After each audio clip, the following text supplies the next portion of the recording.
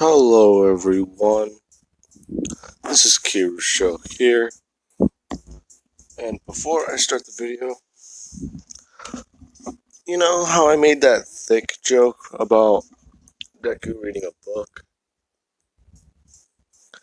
Yeah, apparently that may have thrown people off, because they thought I was doing that for a joke, and I really wasn't. I just saw the opportunity there arise, so I took it, and because of that joke, people missed that Deku has a super intelligence quirk, which Arnold Henry actually picked up on. So I asked him about a series, and so far he's talking about Hitman Reborn.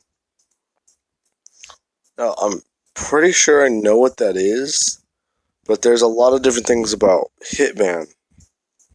I'm pretty sure he's talking about Agent 47 and not an anime. I need to brush up on my anime knowledge. I'm a bit behind after YouTube took off all their anime. Nothing.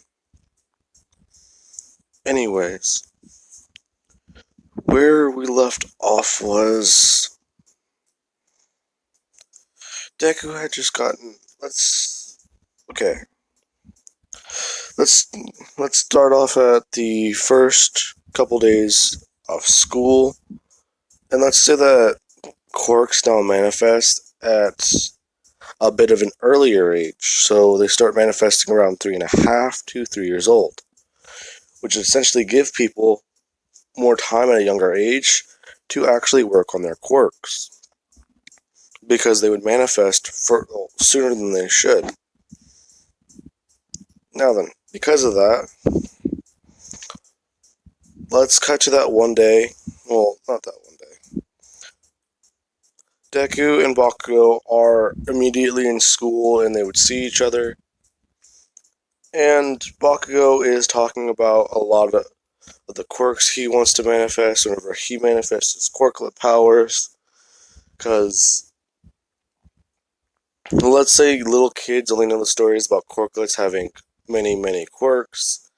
They don't know all the horrifying stories people tell about them, so it's more childlike innocence. Deku would say that it's not that simple, Kachan, that quirklets can be dangerous when left to their own devices, and are actually,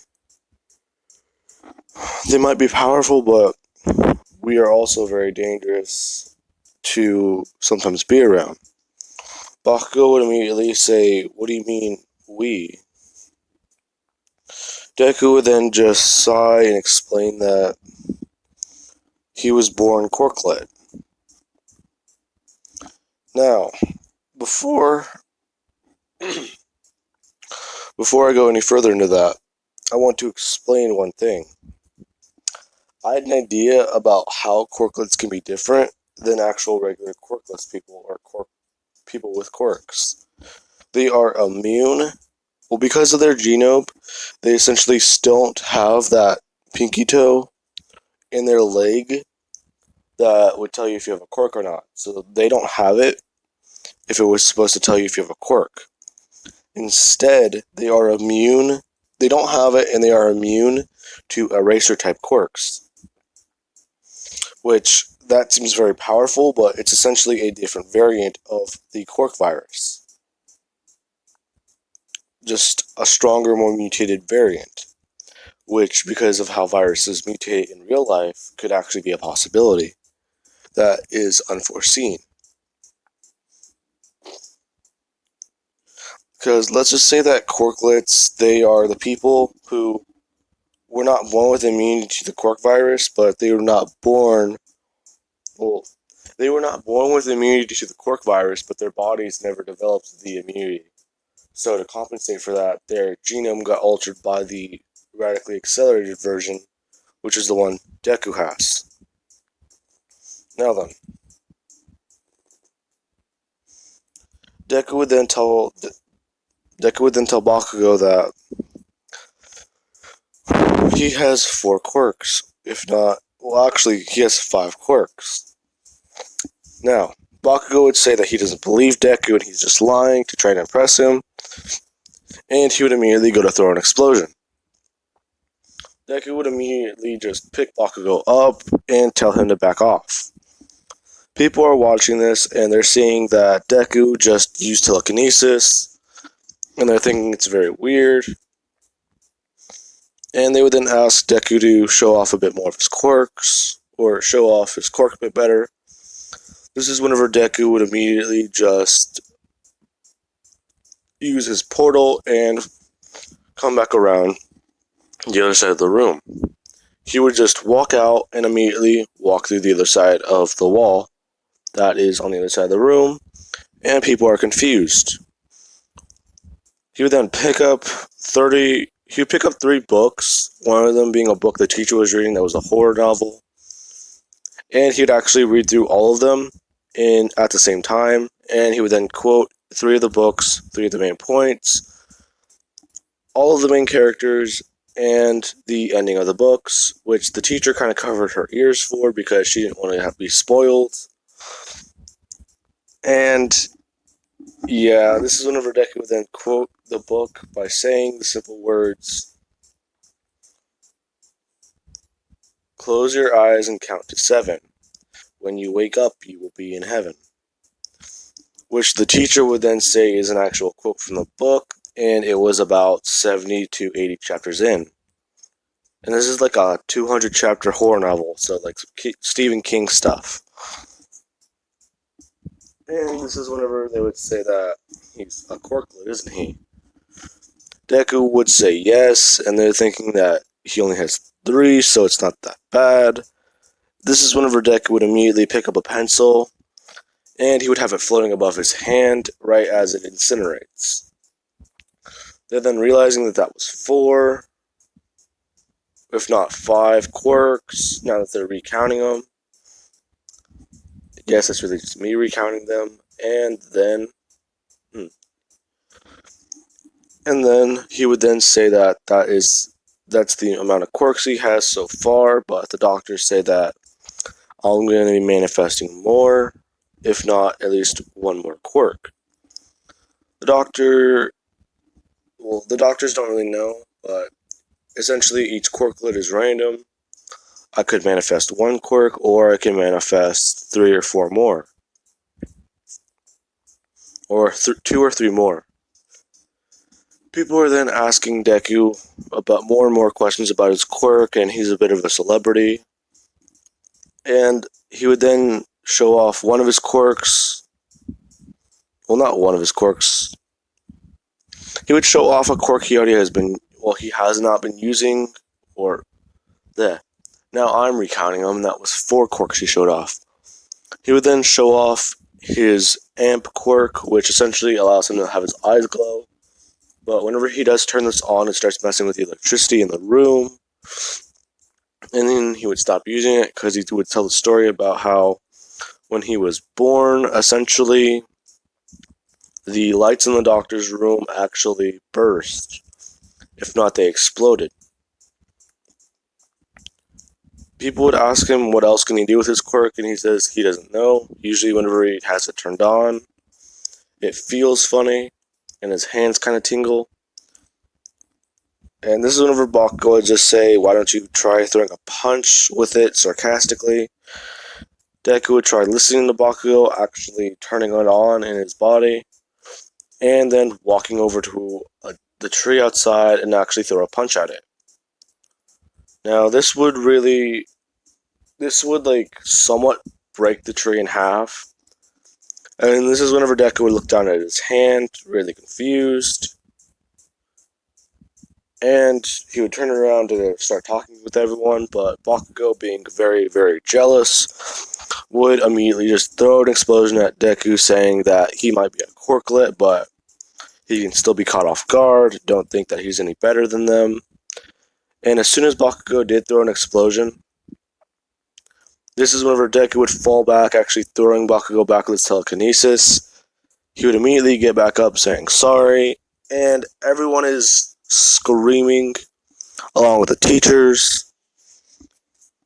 And this is whenever Deku's asking why are they screaming, and he would just start feeling very wet.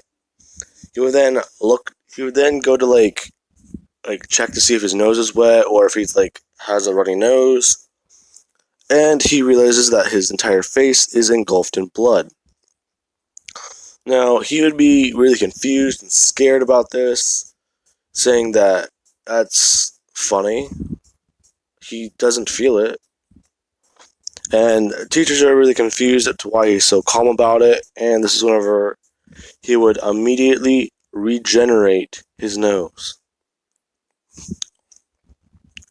Now, Deku would have dropped to his knees, and he's kind of confused, because as soon as the regeneration process actually is nearing completion, this is whenever he would just start getting really freaked out and really scared. He would then not be able to feel anything in his hands. He'll just feel really excited, really hyper, and he would then immediately just start blinking in and out of existence. Now, what I mean by that is he's essentially he's essentially on his knees trying to figure out what's going on with his nose, and he just keeps reappearing and disappearing. Now, he's noticing that this has happened as he's looking down at his hands, and he would then just start screaming, and the area would just get louder and louder and louder as more people just feel more afraid and more not knowing what to do. Everyone's freaking out, and this is whenever Deku would just completely disappear. Now, let's say that two heroes were actually watching this and they're asking what was going on. Teachers would explain the situation that they had a quirklet kid and a kid threw an explosion at him and it essentially set him off. And this is whenever people would actually start scolding Bakugo, saying that that was not very heroic and that quirklets are not supposed to be treated like that. You're supposed to treat them better. And this is whenever they would then explain that quirklets can be very dangerous if they aren't mentored very, very delicately. They would then start explaining stories and actual things that happen in quirklet people. And this is whenever Bakugo in the class would realize that Deku being a quirklet, not only is it not a good thing for somebody, but it's actually very terrifying to be. Because they would realize that Deku, essentially what he was showing off was his 8 or 9 quirks. Or 8 or 9 quirks, from what they can gather. They would have just said that he regenerated his nose and he was blinking, along with the fact that he looked like he couldn't feel it, and they would just chalk this up as they would chalk it up as a regeneration and some type of reality warping, or something like that. So they would immediately just classify him as deceased. Now that sounds really messed up, but usually sometimes quirklet people, let's say that one of the first generation quirklets actually destroyed their own body and stopped existing because they can warp matter. But what people didn't account for was what would happen if if his mental sanity was broken. So he essentially broke his entire body down into hydrogen and oxygen molecules that are separated. Or not separated, but essentially were just turned into oxygen. Now then, they would classify Deku as deceased, and Inko would be notified about this, and she would be crying, and she'd be really upset. 2 or 3 nights later, she would then wake up, or she would then be at home, and she would feel like there were intruders in her house, so she would then call the cops, but she was confused because she would say that she hears the shower running, and she would hear, like, someone get a towel. She would hear the, like, door open, and they would have had a towel. She would have seen a floating towel, and it would confuse her. And this is whenever she says that She doesn't know what's going on, but something's floating, so she thinks there's a robber in her house, or if it's like a paranormal, something paranormal. They're telling her that it's probably just someone with a quirk and they'll be right over.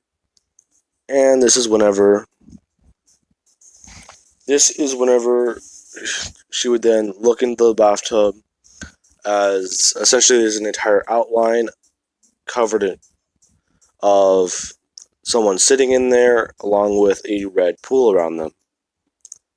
Now then, this is whenever she would look in and she would say Izuku or not Deku, but she would just start saying Midoriya or Izuku, whichever one's his first name. And then she would see as the water starts shifting around and moving, and she's kind of scared, saying that she can't see him and she can't hear him. What is wrong? And this is whenever she would turn and actually see that there's writing on the mirror. It would just say that I'm scared, I don't know what to do, and he has been trying to talk, but he can't hear himself, he can't see himself, and he's really scared. She would then just tell Deku, or tell Midoriya that he needs to actually just come here and let her hold him, and that it'll be okay, and she's trying to calm him down. This is whenever the officers would arrive, and she would explain that her son has essentially returned to her, and they would then have to go through the process of reclassifying Deku as not deceased, or still alive. Now, after that, she would then start talking to Deku and try and calm him down, and she would then fall asleep with Deku invisible, still by her in in their bed. And let's say Deku's dad was working a late night, and he still wasn't. Well, he works from home, so he was kind of oblivious to all this happening in his study. And he would then walk out and find that Deku's in their bed, so he doesn't question it. So he would just assume that any little kid, he probably just had a nightmare. And this is all in the same day, or within the span of 2 to 3 days. And Deku's dad would probably be one of those people who just really, really sink into their work to try and forget about things. So it wouldn't be that far of a stretch, because there are actual people like that in real life. And I've met one of them. They essentially try and hide. Well, I don't want to talk about it, but they essentially just they're always working. They're always like trying to over accomplish things. It's not a bad thing, but it doesn't seem healthy to me. Now then. This is whenever Inko and... Crap, what is Deku's dad's name? I think it's Hakashi. Anyways, I'm not going to say Hakashi because that might be wrong, but I might be right, and I don't know. And I don't want people berating me in the comments, because his dad essentially doesn't exist in the anime. You only get mentions of him by name every 2 to 3 episodes a season. Now then, they would all wake up and, well, he was confused because, well, she's confused because she can see him, and he's confused as to why she couldn't. And she would say that she thought he was invisible because last night, and she would then explain what happened. And then Deku would be, he was looking down at his hands, confused, and then he would try saying something to his mom, and she would respond, and he would just start bawling his eyes out. Now, they're asking what's wrong, and then he would say that he's been trying to talk to them for the last couple of days, and it's been super hard because anytime he's been trying to get their attention, it doesn't work, and he's been trying doing it without going to the extremes, like throw everything around in the house and stuff like that. Saying that at one point he thought that would be the only way to get their attention, but he didn't want to hurt anyone or like really, really scare them. And now then, because of this, this is whenever people would then start. Well, Deku would then be told by a couple people. Well, not that. Mitsuki would actually bring Bakugo by their house to see Deku because she actually likes him. She really likes him because he's a respectful kid without an explosive temper, unlike her little shit. And she would then see Deku actually hiding somewhat behind his mom, and he would tell Bakugo, well, she would tell Bakugo that he needs to apologize, so he would. And he would apologize reluctantly, saying that he didn't know how sensitive quirklet people can be, and he's kind of shaking whenever he says this. And as soon as Deku looks at him, Bakugo just feels a hint of fear come up his spine because he essentially just sees Deku's little eye appear from behind his mom. Now then,